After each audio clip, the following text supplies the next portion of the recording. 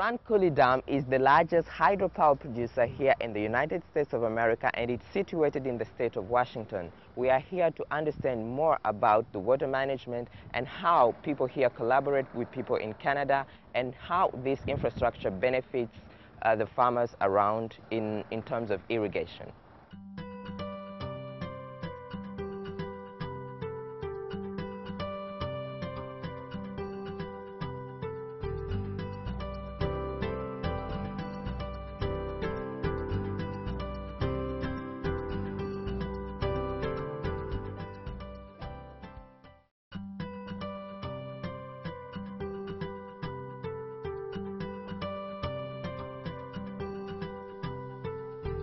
We're at Grand Coulee Dam, the largest producer of hydroelectricity and the largest concrete dam on the North American continent.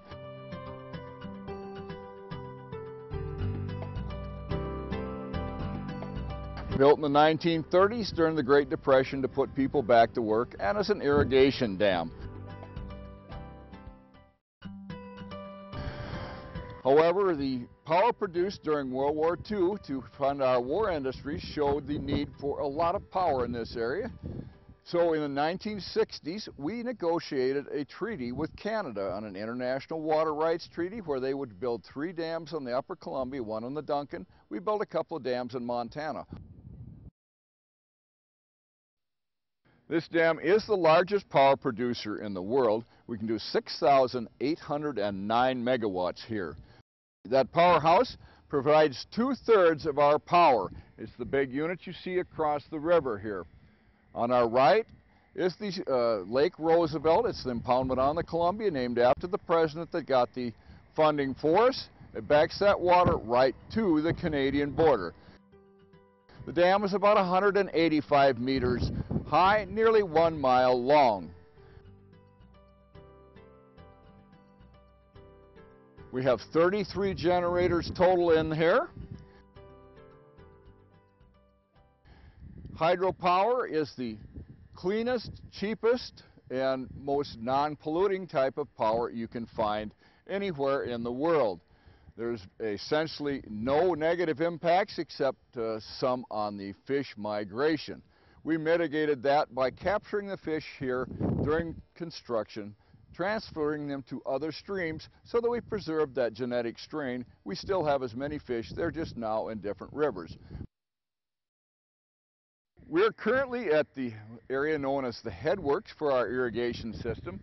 The big pipes down here to my right carry water from behind the dam up into a big artificial reservoir. It will go out through 3,300 miles of canals, irrigating about 670,000 acres of croplands. Represents about 2,000 farms, 80 varieties of crops. The economic value of that is well in excess of $1 billion a year. It will use about 2.25% of the flow of the Columbia.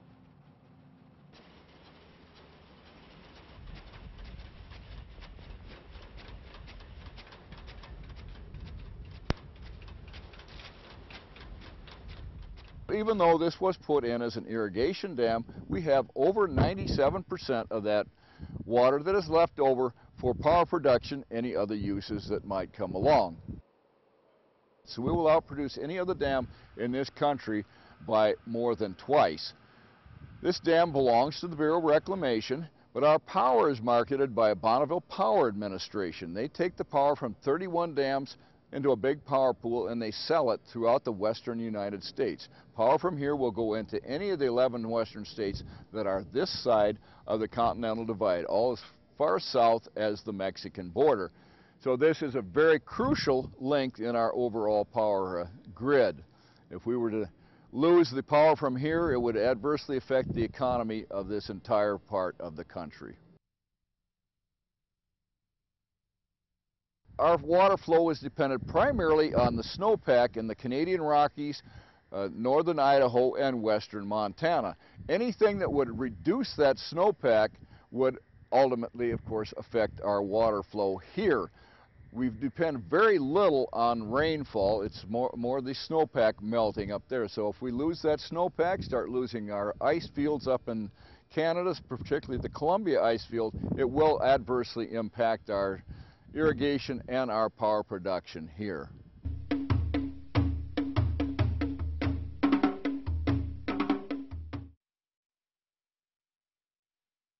Rwanda, the northern province. Ntaruka Power Station is one of the main hydropower producers of the country. A dam has been constructed between the two lakes Burera and Ruhondo to produce electricity by the gravitation force of water. Aha turi ni kuri aho twita lake Burera, akaba ariyo iduha amashanyarazi. Iyi lake ifite umwihariko wayo kuko iyi yegeranye na lake twita lake Ruhondo. Ahangaha turi hagati ya lake iyo nakwita ikiyaga cya Burera n'ikiyaga cya Ruhondo hari metero 102. Nukuba rero y'amazi yamanutse amanuka afite imbaraga. Nizo za mbaraga rero za y'amazi zituma icyo twita turbine itangira kujya gute imashini ikazunguruka, yamara kuzunguruka none ikagira ite ikazungurusha alternateur, ya alternateur igira ite iduhereza amashanyarazi. Ni ingufu mekanike zahinduwemo ingufu z'amashanyarazi. Mbaye nk'urugero muzi aya magare afite nk'amatara, abafite utwo bita dinamo. None iyo umuntu anyonga igare ubushyiramo imbaraga mekanike, muri uko kunyonga rero kubera udusinga turi kuri dinamo dufashe kuri rya tarafari, none muri uko kunyonga noneho za ngufu bikabyara amashanyarazi akagenda agacana iryo tara. Ni kimwe rero n'ubwana mu bundi imashini binini, principe ni imwe. Centrale ikoresha metero cube 12 mu isegonda, no kuvuga toni 12 z'amazi mu isegonda.